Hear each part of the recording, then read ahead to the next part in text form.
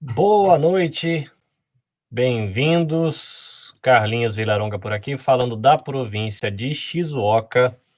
E começa mais uma quarta-feira com Mochiori, diálogos com o objetivo de contribuir para o bem-estar da comunidade brasileira no Japão. Hoje, o nosso tema é Filhos entre Culturas, também conhecido como Filhos de Terceira Cultura. Olha que coisa linda. A gente vai descobrir o que é isso. E para ajudar a gente a entender esse negócio de filhos que nascem entre culturas, filhos de terceira culturas, a gente recebe hoje Valesca Petrelli, que é uma mãe brasileira que ela vive no continente africano há 10 anos. Ela está em Uganda hoje, né, vivendo já há 4 anos em Uganda. Ela é psicóloga, ela faz parte de uma organização internacional e multicultural, tem a cola aqui, olha que beleza. Trabalha na área de apoio e cuidado de famílias e equipes em vivência entre culturas. A gente vai chamar aqui a Valesca, 3, 2, 1, pá! Olá, direto de Uganda, continente africano, boa tarde, certo? Boa noite para vocês, boa tarde para mim, bom dia no Brasil, e é assim, né, Carlinhos? Muito bem, Valesca, esposa, mãe de 2 guri com um sorriso desse tamanho assim, coisa fofa. Valesca, antes da gente começar a desenvolver o nosso querido tema de hoje, eu vou pedir a gentileza de você se apresentar a sua família, fazer um resuminho básico para o pessoal te conhecer. Bom, eu sou Valesca Petrelli, eu sou esposa do Rodrigo Petrelli, mãe do João Pedro, que tem 13 anos, do Azaf, que tem 10 anos. Como o Carlinhos falou, nós vivemos no continente africano há 10 anos. Me desculpa, só um minutinho. Eu sou psicóloga, sempre trabalhei na área de orientação de pais e cuidado da família. E depois que vim para Uganda, a gente tem trabalhado hoje no cuidado de famílias missionárias, né? Eu sou missionária em Uganda, em uma organização internacional, multicultural. A gente tem trabalhadores aí que vêm de várias culturas, de vários países, e nós então trabalhamos como casal, eu e o Rodrigo, dando assistência às nossas equipes, aos nossos trabalhos. E essa tem sido a minha caminhada, Carlinhos. Não sei, tá de forma muito resumida aí para vocês. Pelo que você falou da idade das suas crianças, quando você foi, você não, né? Quando vocês chegaram no continente africano, vocês chegaram com os 2 guris já na mala junto, né? É, sim. O João Pedro e o Azaf nasceram no Brasil. Ai, perdão, agora não é Alergia. Covid, viu? E nós saímos do Brasil. Azaf estava com 5 para 6 meses e João Pedro estava fazendo 2 aninhos. Foi quando nós fomos, e nossa caminhada foi África do Sul, para fazer um desenvolvimento no inglês, de uma forma mais específica, né? Ficamos na África do Sul por mais de 1 ano, depois fomos para Madagascar, trabalhamos em Madagascar por 6 anos e nós estamos aqui há 4 anos em Uganda. Muito bem. O idioma de trabalho é inglês. E o idioma de vida cotidiana? Então, a gente trabalha com em todo esse processo. Quando a gente foi para Madagascar, a língua cotidiana era o Malagasy. Nós aprendemos o Malagasy, usávamos o Malagasy, a língua de comércio era o francês e a língua de trabalho de equipe era o inglês. E hoje aqui em Uganda, a gente tem usado o inglês na maioria de todos os trabalhos, na equipe, com o povo local também, porque como a gente está trabalhando no cuidado dos trabalhadores e a língua de treinamento e capacitação é o inglês, então na maior parte a gente tem vivido nesses últimos 4 anos no inglês. Eu acredito que seja nesse contexto de missão religiosa ou no nosso contexto aqui no Japão, onde as famílias vêm porque querem construir alguma coisa, a gente chega com a criançada na mala aqui também. Eu fico imaginando, e você me dá a sua opinião aí como pesquisadora do tema, de que o impacto na vida da criança, de quem vai viver uma vocação como você escolheu viver com seu esposo, ou a gente que veio para cá, quando eu tenho um filho de 18 anos que chegou aqui com 1 ano e 2 meses, né, do tamanho dos seus filhos quando chegaram no continente africano. E viveram no meio dessa bagunça, né? Fala português na igreja, fala português em casa, fala japonês na rua, japonês na escola. O meu filho hoje se comunica em 3 línguas, né? Que ele fala um pouco de inglês também. E a gente cresce nessa bagunça.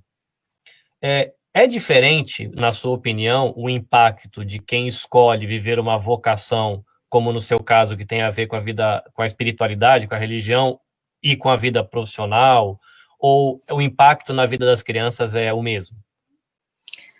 Existem algumas diferenças, mas assim, o impacto emocional, em geral, eu acho que ele tem muitas similaridades, né? Quando a gente sai do Brasil, primeiro que a família, de forma geral, seja missionário, seja militar, seja trabalhador, que vai trabalhar fora do país, ele sai com sonhos, né? Ele sai com uma expectativa muito alta. E nem sempre ele é bem preparado. E mesmo quando é preparado, ele entende o que ele vai passar, os desafios que ele vai enfrentar, ainda mais quando esses desafios são quando você tem filhos e você atravessa como família, né? Enfrenta como família. Então, acho que o impacto é bem similar de qualquer família que sai do Brasil com os sonhos, com aquela expectativa, com algumas coisas até irreais, né? Com pensamentos. E aí chega num país diferente, com uma cultura diferente, e dependendo do tipo de preparo emocional que você tem, de conhecimento cultural, de pessoas monoculturais que nunca saíram dos seus países, né? Então os impactos, eles existem para a família, para qualquer trabalhador. Existem algumas diferenças no sentido de que os objetivos de trabalho são um pouco diferentes. De repente, uma família militar ou trabalhadora, ela vai se envolver mais com a comunidade internacional. A família missionária religiosa, ela vai se envolver mais com a tribo local, com aquele propósito, e a família, ela se envolve com aquele objetivo como família. Mas os impactos culturais, né, eles são mais ou menos bem similares. E uma coisa que estava no meu coração, né, acho que vale a pena a gente citar, que eu criei o Confissões de uma Mãe Missionária, é uma plataforma que, como que isso surgiu? Diante de todos os desafios que eu passei como mãe, né, mesmo com todo o conhecimento da psicologia, com toda a leitura, com toda a pesquisa, com todo o preparo que a gente tentou fazer intencionalmente, houveram muitos sofrimentos, muitas dificuldades, muitos desafios e muitas histórias. Então, eu resolvi abrir esse canal para que eu pudesse compartilhar todas essas histórias para quem vinha vindo, né, depois da gente, e se preparar um pouquinho melhor. Carinhosamente conhecido como perrengue de missionário. Exatamente. Mas que interessante, porque existem várias mães que me procuram que não são missionárias e que falam que têm passado por esse aspecto multicultural e esses desafios com os filhos de terceira cultura, porque o filho de terceira cultura, entrando um pouquinho mais no tema, essa educação de filhos entre culturas, essa questão de tá crescendo, né? Os filhos estão crescendo entre culturas. Ela é para qualquer tipo de trabalhador e qualquer tipo de família que deixa a sua própria cultura. Quando a gente olha para o conceito de filho de terceira cultura, a gente entende que filho de terceira cultura é todo indivíduo, né, que ele vive fora da cultura de seus pais, fora do país de origem dos seus pais. E ele vive, então, uma parte significativa da sua vida, infância, adolescência, bem naquela fase de desenvolvimento, bem naquela fase de formação da identidade cultural, fora da sua própria cultura, ou melhor dizendo, fora da cultura dos seus pais. E aí, experienciando aí várias culturas. E essa mobilidade cultural, essa experiência que essa criança, esse adolescente tem, e o adulto, ele continua sendo chamado filho de terceira cultura, ele cresce, mas essa interculturalidade, ela continua, e ele ainda, mesmo adulto, nós temos filhos de terceira cultura, que são pais de filhos de terceira cultura, né, porque existe aí de geração em geração, essa mobilidade cultural vai se transferindo. E esse indivíduo, ele tem características bem específicas, né, desafios bem específicos, benefícios bem específicos, e é interessante porque existe uma preocupação de prevenção de saúde mental, emocional, tanto para a família, quanto para esse indivíduo que vai trazer, então, esse aspecto de viver entre culturas, de mobilidade cultural. E isso é similar, tanto para missionários que vivem fora, embaixadores, trabalhadores, seja quem for que traga os seus filhos fora da sua cultura, né? Eu vou perguntar e ver se você me diz se eu estou indo pelo caminho certo, mas, por exemplo, eu tenho os meus filhos, vou usar como exemplo o filho mais velho que veio do Brasil. Hoje eu sou um brasileiro mudado, né? Então eu já vivo há 17 anos aqui, já incorporei uma série de hábitos, de maneiras de ser, tem coisas que hoje eu já estranho da cultura brasileira, mas eu ainda sou, lá no cernezinho, um brasileiro. Se espremer, sai Brasil. Né? Apesar de eu ter adotado muita coisa do Japão, espreme, sai Brasil. O meu filho, que ele veio com 1 aninho e teve todo o desenvolvimento dele desde pequenininho nesse contexto misto, ele não é brasileiro, no sentido cultural, mas nitidamente ele não é um japonês. Então tem a primeira cultura, que seria o Brasil, tem a segunda, que seria o Japão, mas ele não é nenhuma dessas coisas. E é disso que trata também a questão de ser filho de uma terceira cultura, dele ser esse misturado de coisas, porque eu acho que até foi você, inclusive, que eu acredito que eu ouvi falar, que para eu, né, que sou um monocultural, né, agora com uma experiência transcultural, mas só no Japão, às vezes é difícil eu conseguir entender o que se passa no coração do meu filho, porque ele se sente deslocado na cultura japonesa, que é dele, mas não é totalmente a cultura dele, e ele também se sente deslocado dentro da cultura brasileira. E como é que fica, né? Eu lembro que você usou um exemplo num dos seus posts recentes de uma atividade na escola dos seus meninos, ou de um dos meninos, em que em 15 minutos lá o povo já tinha falado bom dia em 15, 20 idiomas. Né? Isso é muito comum, né? Na minha fábrica, ainda que eu não seja um filho de terceira cultura, é fácil você falar bom dia aí num 5, 6 idiomas logo pela manhã. Você fala inglês, você pode fazer japonês, tem vietnamita lá, tem chinês, tem pessoal de... Ixi, não sei, é um monte de país da Ásia que tem lá. Mas a criançada, de maneira geral, se eles começam a interagir muito com essas culturas, eles meio que vão assimilando, vai aprendendo idioma e vai indo. Tem limite, né? Esse negócio de terceira cultura, por exemplo, Japão, Brasil, e ele é o terceiro. Mas se ele tivesse ainda contato com mais 3, 4 culturas, ele ainda seria considerado terceira cultura ou não? A terceira cultura não é exatamente um número de 1, 2, 3, terceira cultura. O conceito, ele é mais assim, a pessoa, ela saiu da cultura primária, vamos dizer que é dos pais, né? Ela sai para um contexto transcultural, que a gente chama, né? E muitas vezes até multicultural.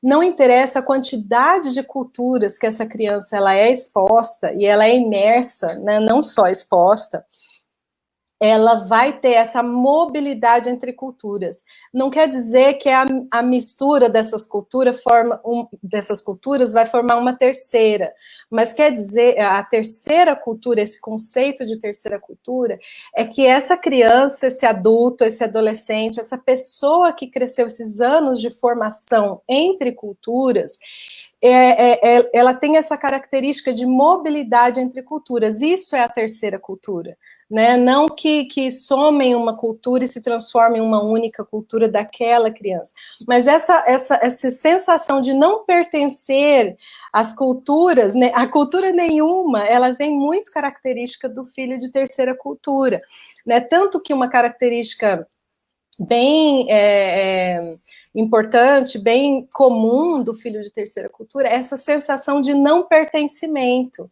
né? Essa dificuldade de entender e ser pertencente a uma cultura específica. E ele não, muitas vezes, ele não se sente e não vai se sentir pertencente a nenhuma cultura, ele vai se sentir pertencente aos iguais, aqueles que experienciam a mesma história que ele. Você pode ver que onde os nossos filhos se sentem mais pertencentes e mais acomodados são com as crianças que também cresceram fora dos seus próprios países, da sua própria cultura.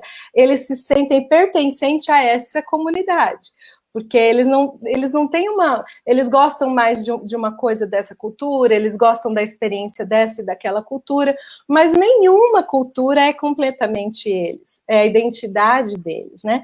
Isso vai acontecendo com a gente que vive fora do Brasil, como você falou, a gente está mudado porque a gente tem essa experiência transcultural. A gente, quando volta para o Brasil, muita coisa a gente já estranha, já não é a mesma coisa. E a gente é um indivíduo monocultural com experiência transcultural. Agora, você imagina uma criança que ela cresce fora do país e ela visita o Brasil, mas ela não tem a mesma identidade que você. E eu acho que isso é uma coisa bem interessante também, que acarreta consequências. Se a gente não tiver essa consciência como pais, de entender que a identidade cultural dos nossos filhos, ela é bem diferente da nossa. Mesmo a gente tendo experiências transculturais, a cabeça deles, a formação da língua, né, a formação da cultura, ela foi completamente diferente da nossa. E as necessidades deles e as questões emocionais e psicológicas, elas são diferentes. É engraçado a criançada que cresce aqui, a gente tem vários já nessa idade de adolescência, de segundo grau para faculdade, e você vê assim que eles têm uma afetividade brasileira, gosta de abraço, gosta de falar alto, coisa que japonês é só a saudação, não tem esse negócio de agarra, são mais discretos, e a molecada gosta de fazer barulho, gosta de se apertar, gosta de se espremer, e ao mesmo tempo, quando você vai falar de conhecimento, de comportamento em sociedade, eles são japoneses. Quando você vai falar de vida profissional, toda a lógica das relações profissionais, como é que você se comporta, como é que você faz a saudação, tudo japonês. Só que quando tá entre eles, aí um pula em cima do outro, e se agarra, e se espreme. E aí quando você senta para conversar com eles, né, eu faço parte de uma igreja evangélica aqui no Japão, e é engraçado, porque às vezes quando juntam os pais, eles se sentem deslocados nesse mini Brasil que se forma, porque eles não são bem aquilo. Só que eles, ao mesmo tempo, eles não se sentem 100% à vontade de estar num ambiente 100% japonês, porque para eles parece que é muito esquisito. E aí eles formam aquela panelinha deles, onde rola essa afetividade meio Brasil, e desenvolve, e no idioma japonês praticamente é uma certa lógica das relações. É engraçado, porque a gente pode falar para a criança, você é brasileiro, mas não é bem assim, né? Uma das características do filho de terceira cultura é a dificuldade, o desafio de responder de onde você vem. Todo filho de terceira cultura, ele tem, quando você fala para ele de onde você vem, ele para pensar. Não é uma resposta simples como para um monocultural, né? Porque existe uma mistura de história e de origem. Né? E geralmente, quando a gente fala de brasileiros, né, de pais brasileiros, a gente entende o Brasil como uma língua, o português como língua de herança e o Brasil como cultura de herança. Né? Não é uma cultura deles, é uma cultura que a gente está dando para eles, e eles vão adquirindo conforme nós vamos trazendo para eles. E o brasileiro, ele vai se tornando brasileiro como herança. né? E muitas vezes não como algo tão natural ali. Por isso que é importante, né, se a gente, como brasileiro, quer realmente trazer essa herança tão especial para os nossos filhos, né, e que é muito importante, porque é interessante, porque se você não se torna cidadão do país onde você está morando, ou a criança ela não se torna cidadã, o lugar de segurança e de retorno que você tem é o Brasil. E se você não traz essa herança cultural e essa herança de língua, você torna a vida do seu filho mais difícil, porque se um dia ele necessitar retornar para o Brasil, quanto menos você traz de tradições, de língua portuguesa, de história brasileira para ele, mais dificuldade ele vai ter de retornar ao seu próprio país, caso haja uma necessidade. Então, a gente entende essa cultura e essa língua como uma herança muito importante que os pais brasileiros, intencionalmente, precisam trazer para os seus filhos e permanecer com os seus filhos, né? Por isso que a gente fala português em casa, até porque os vínculos com os avós, com os primos, você não tem como permanecer se os pais intencionalmente não tiverem um plano aí para que permaneça tanto a cultura e a língua, para que haja vínculos com o seu próprio país. Porque um filho de terceira cultura, que os pais não têm esse processo intencional de busca de estar transmitindo tradições culturais, transmitindo a língua portuguesa, ele corre um grande risco de perder essa herança da cultura brasileira e perder os vínculos com o seu país de origem. Né? A gente conhece muitas crianças aqui no Japão, o pessoal que está assistindo aqui é do Japão, é fácil se identificar, porque pode ser o caso de uma das famílias que estão assistindo, de crianças que já não falam mais português. Uhum. Eles entendem o português, pega a meia, pega a toalha, cadê o copo? Qualquer coisa que vá além disso, de um verbo e não vai. Arruma o quarto, lave a roupa, já pro banho. Fora isso, é incapaz de formar uma frase. Aí entra na adolescência, é uma crise, né? Porque a adolescência já é difícil.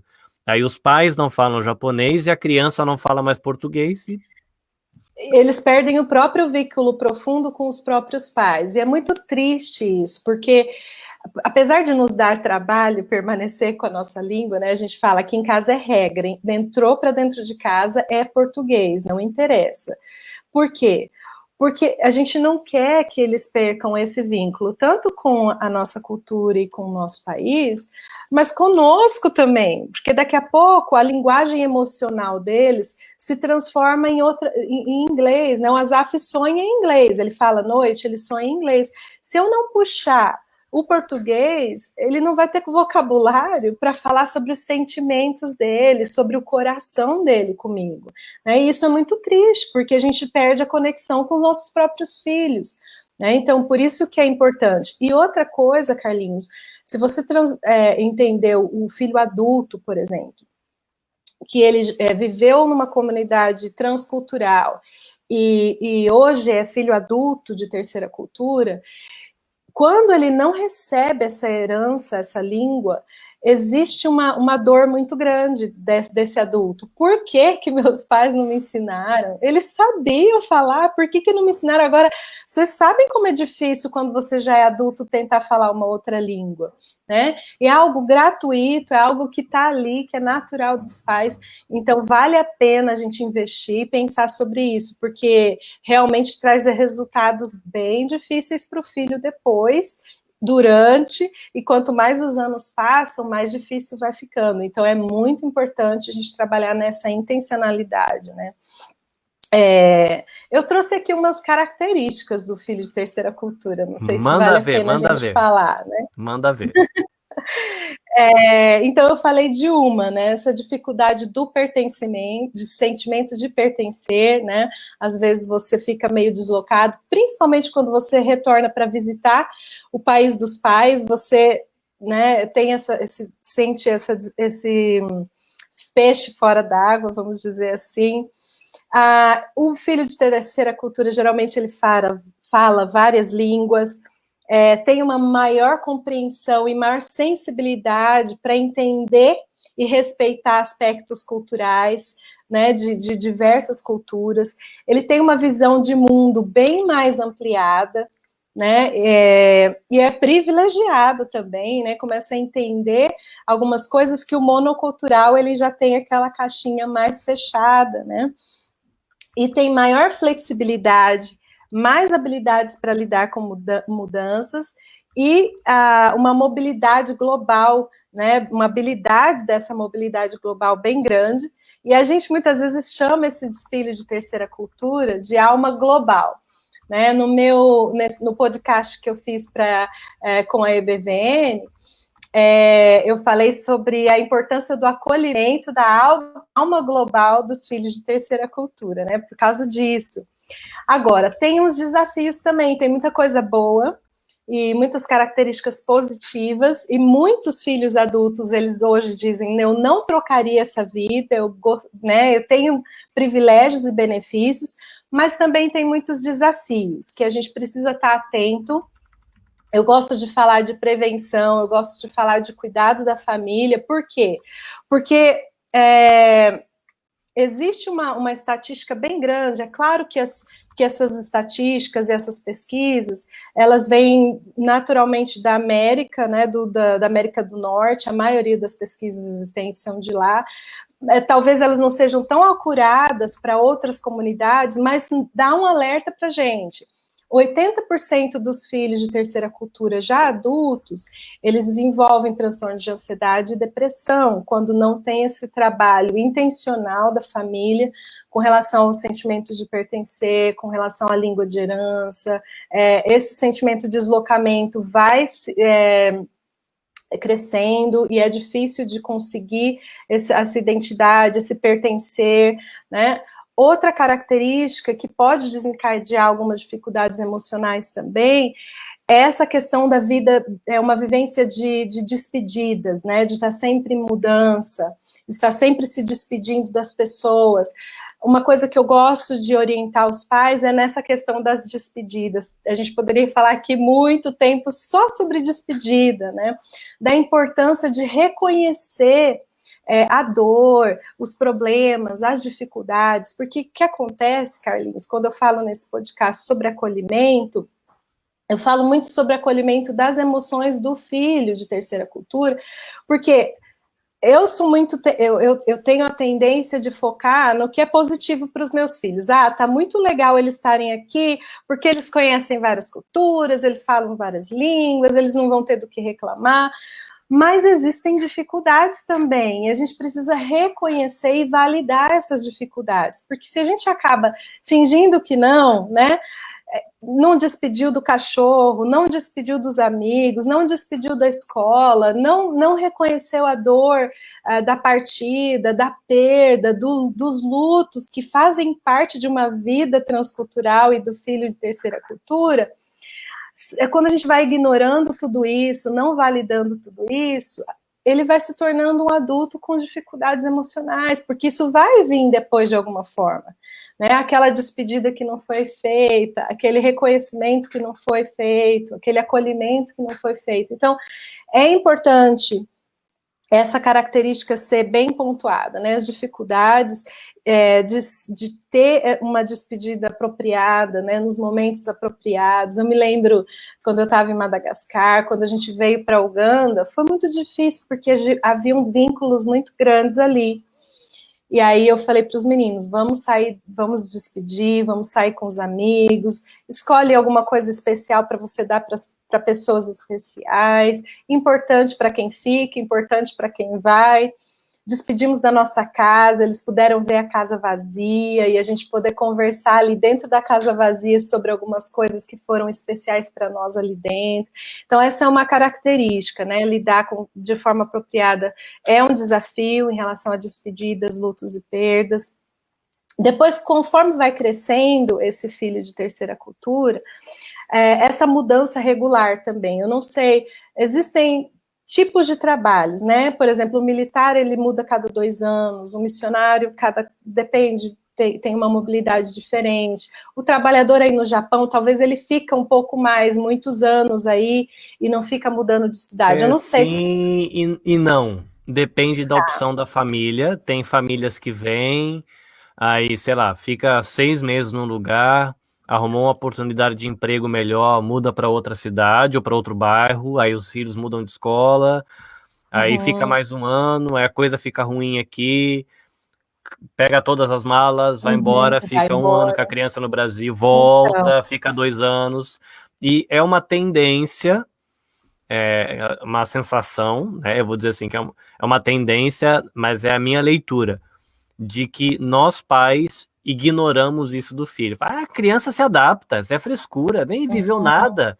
Ah, tá uhum, triste com o quê? Vai ver os primos. Ah, tá triste com o quê? Tá comendo no Mac todo final de semana, né? Aí a gente tem a tendência, eu percebo assim, de ignorar de que a criança sofre, né? Vai 6 meses numa uhum, escola sem entender nada de japonês. Aí começa a entender. Aí você tira da escola, muda para outra cidade.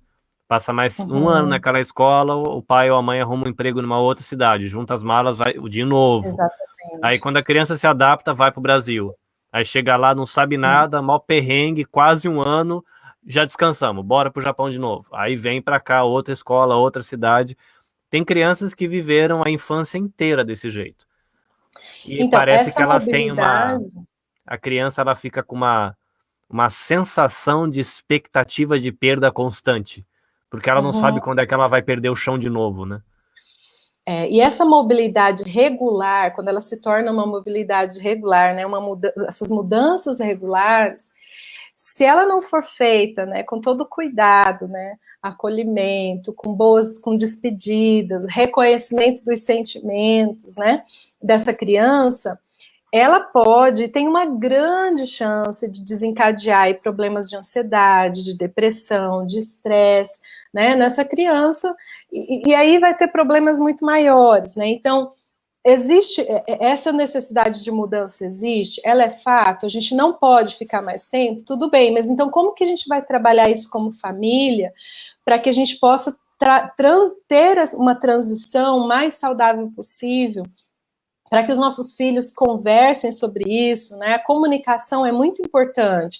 O que nós estamos sentindo, quem que a gente precisa de despedir, o reconhecimento dos sentimentos, das emoções, né?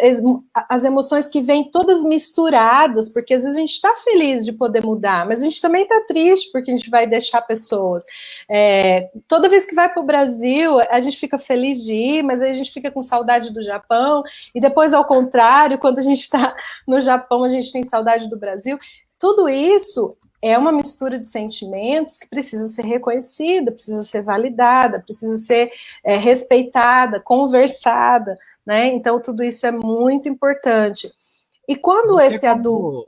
como, perdão, você como terapeuta, você está dizendo de casos onde a gente tem a oportunidade de pensar a mudança. E Uhum, no caso daquelas famílias que já viveram isso e o prejuízo já está aí, é, uhum. você acha que vale a pena passar um café e fazer um bolo e de repente reviver isso para fazer um luto Uhum, passado? Não sei qual é a expressão correta de se usar.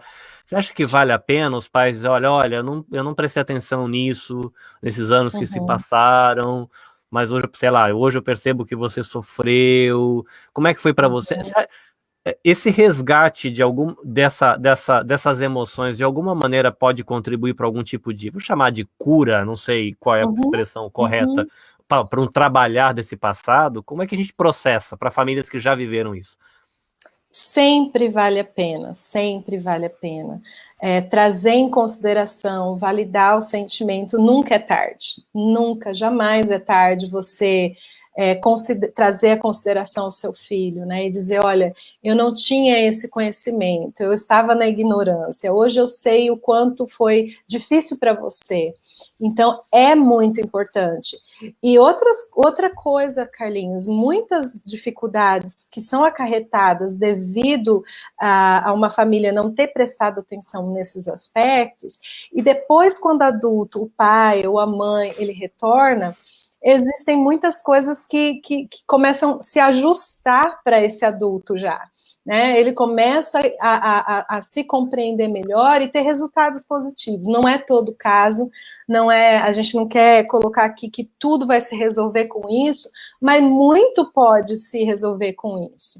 Né? Muitas coisas podem se ajustar. A gente não vai apagar o passado, mas existe um fechamento aí, né, de ciclos, uma validação emocional. Isso é importante, sim. Vale sempre a pena a gente poder conversar, né, e colocar e tentar entender. Porque quando esse adulto ele cresce, uma das coisas que pode ser difícil para o adulto de terceira cultura é a questão de criar raízes, de permanecer nos lugares, né, ou até em relacionamentos, muitas vezes, né, porque foi vivendo uma mobilidade tão grande que depois você ficar com uma rotina de trabalho, uma rotina de casamento, uma coisa que tem que ser mais duradoura, é muito desafiador, porque você sempre quer o novo, quer sair, está na hora de viajar.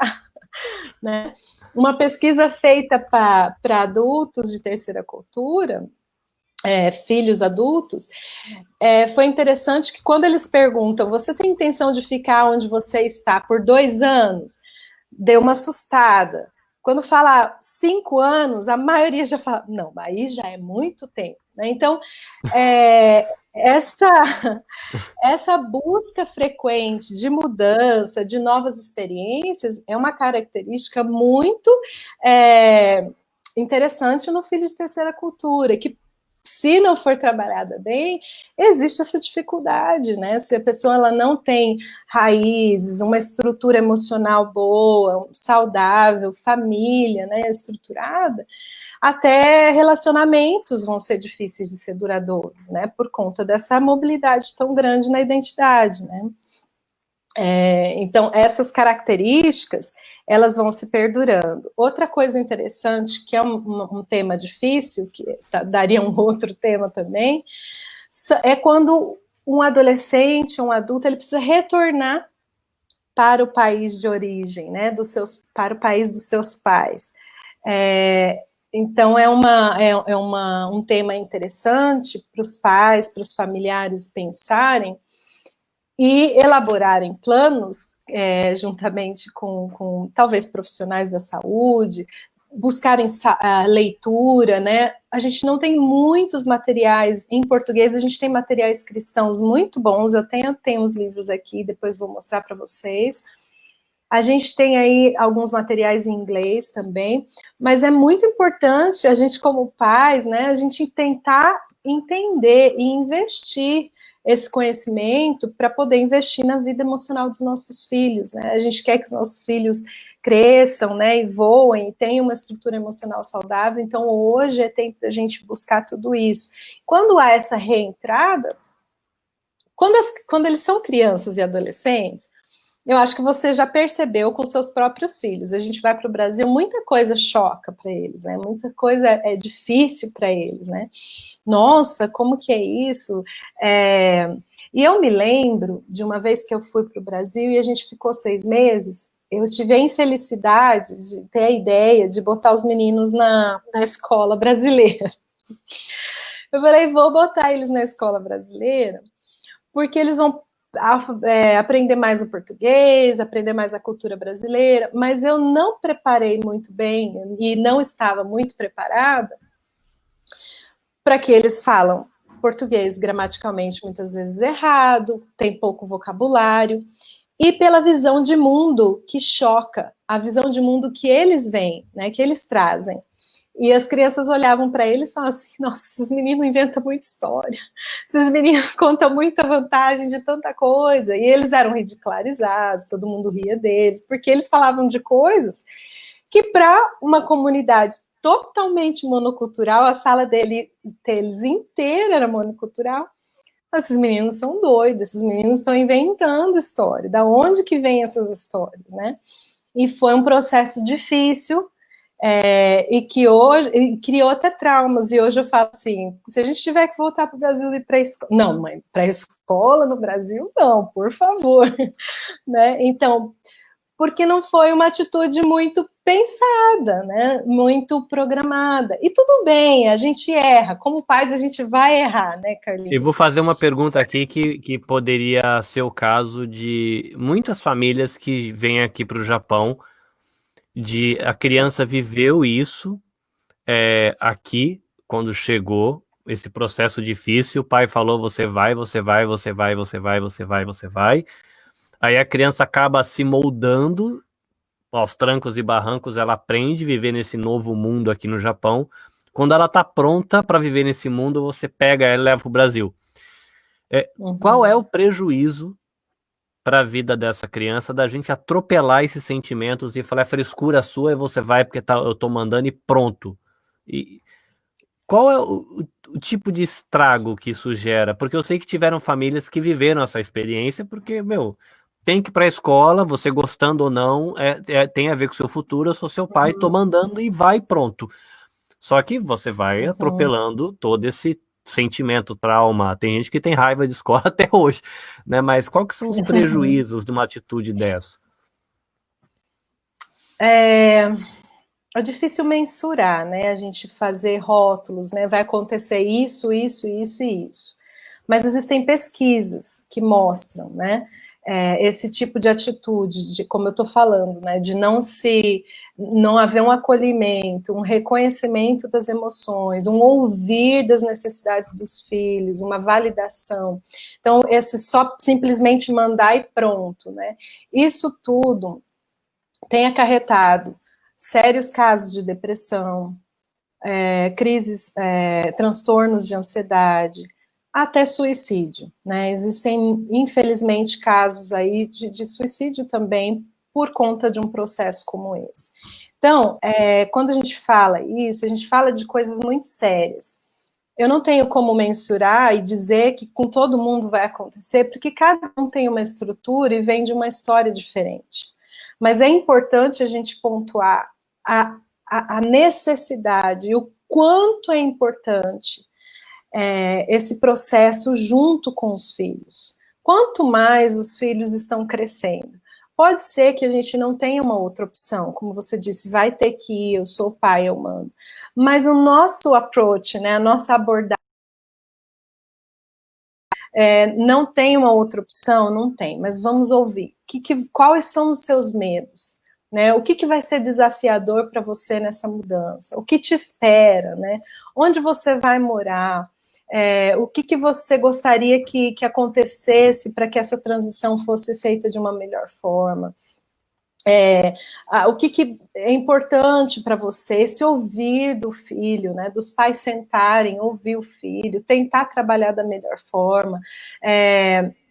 Existem situações de crianças mudando de países, não só o retorno para o Brasil, o contrário também é verdadeiro, né, Carlinhos? Quando a gente vai deixar o Brasil para ir para um outro lugar, essas conversas são importantes desde quando as crianças são pequenininhas. O João Pedro tinha 2 aninhos e eu já conversava muito com ele. Quando ele tinha 2 aninhos, ele falava que o que estava doendo no coração dele era deixar o Tico, que era o nosso cachorro, né? Então, e aí ele falou, mãe, eu posso ter um cachorro quando eu chegar lá? Né? E a gente prometeu, quando você chegar lá na África, você vai ter um cachorro. Então, assim, essas conversas de ver qual é a ansiedade do seu filho, né? O que ele precisa para ter um processo melhor e manter esse canal de comunicação aberto, tá sempre, né, filho, como que tá aí, como estão esses processos, como pais, por quê? Os pais estão para os filhos e não os filhos para os pais, né? Por mais que a gente entenda que existem culturas que os pais, eles simplesmente mandam e o filho obedece, e que tudo bem, mas o processo de como isso é feito é muito importante. O filho poder expressar o seu sentimento, ter voz, né, ter opinião, perceber-se respeitado é essencial, é muito importante. Isso não quer dizer que todas as vontades do filho vão ser feitas, né? Mas isso quer dizer que existe consideração, existe a validação dos sentimentos do outro, né? E aí, quando ele precisar, ele sabe com quem ele pode contar, ele sabe para onde retornar, ele sabe com quem conversar. E não vai sair para outras possibilidades, como drogas, né, adições, vícios, porque a pessoa ela se sente tão perdida e tão sem chão nesse mundo de mudanças que muitas vezes a saída dela muitas vezes não vai para esse caminho, né, de vícios, de adição, e é muito triste, né? A gente Infelizmente tem é um caso.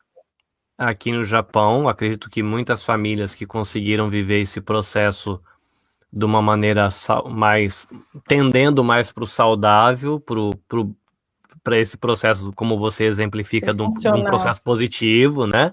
E você ter. É muito provável que tenham muitas famílias que viveram esse processo mais para o lado disfuncional e negativo.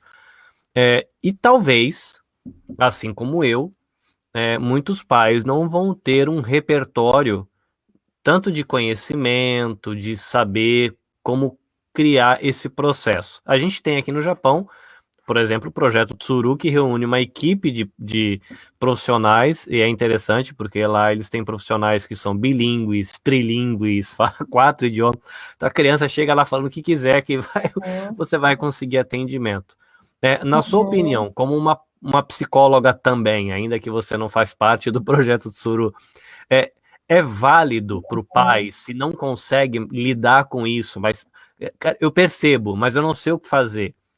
Você acha que é válido o pai procurar uma ajuda profissional, seja uma terapia familiar ou uma terapia? Isso ajuda realmente a criança a processar esse momento? Ou os pais têm que se virar porque tu é pai, você tem que aguentar essa bucha sozinho? Não, eu acho que é muito importante, né, a gente buscar ajuda. Quando a gente não sabe, a gente reconhecer e ter a humildade de buscar ajuda profissional, leitura, né, orientação.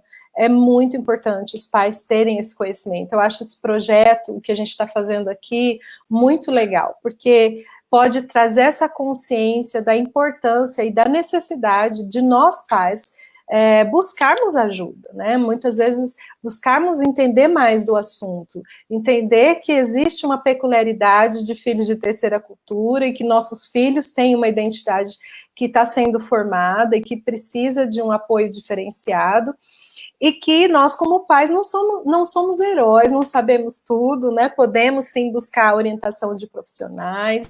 E se a gente perceber que os nossos filhos emocionalmente estão dando sintomas, mostrando características que não estão bem, também uma ajuda para os filhos, sempre é válido. Agora, eu sempre recomendo que, como você falou, né, no projeto existem profissionais que têm essa experiência transcultural e que têm o conhecimento dessa questão do filho de terceira cultura é importante, porque muitas coisas são diferentes, até os testes psicológicos, a maneira de abordar, tudo é diferente, porque a cabeça, a visão, né, do filho de terceira cultura, ele tem uma visão diferenciada de um filho japonês que está aí sempre no Japão, que foi criado aí o tratamento, a orientação, o cuidado é diferente, e o profissional precisa ter essa especialidade. Falando até você usou a expressão agora profissional, me ocorreu uma pergunta, né? Porque a gente tem falado muitas coisas aqui que são alertas para uma parte assim um pouco mais negativa, ou alguns vamos colocar assim, riscos, né, que sofrem filhos de terceira cultura. E a gente se preocupa muito com a vida acadêmica deles, a gente se preocupa muito com o desenvolvimento profissional deles.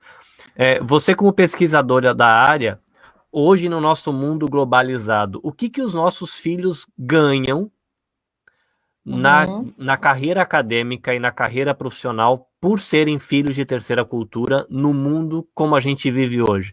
qual é o lado positivo dessa história toda, que parece meio sofrido, né? Muita coisa. É sofrido, né? Mas tem sim os privilégios, né? Eu falo, às vezes, a gente começou nossa conversa falando das coisas positivas, né? E vamos voltar para lá. Mas eu só queria dizer que, às vezes, a gente fala sobre os negativos, porque naturalmente, nós, como pais, a gente tende a olhar só os positivos, né, Carlinhos? Para que a gente. E aí a gente esquece de dar essa atenção e esse cuidado que é essencial, porque senão os positivos acabam sendo abafados. Então, precisa ter essa consciência, por isso que a gente traz, não é para dizer, agora desiste então de levar o filho fora do Brasil, não é isso, mas é ter consciência do caminho, do processo e dos desafios que você vai enfrentar como família, né, é muito importante. Mas retomando os positivos, existem pesquisas assim, a gente tem aí como Barack Obama é um filho de terceira cultura que se tornou presidente. A gente tem aí pessoas no mundo de business, né, que são excelentes profissionais, estão despontando profissionalmente por conta dessa experiência transcultural, por conta dessa identidade multicultural. Então, ela traz muitos benefícios e, como eu falei, o falar várias línguas, por isso que eu acho interessante, né? O fato do filho ele já tá com essa ampla visão de mundo, em contato com várias culturas, escola internacional, tudo isso traz várias habilidades que a maioria, né, de uma comunidade monocultural ela não tem. Então eles têm eles despontam, né, com tudo isso, eles têm esses privilégios, e a gente, como pai e mãe, não precisa muito ficar trabalhando isso, porque só de estar nesse contexto, isso já vai vir naturalmente. Então, assim, a gente não precisa...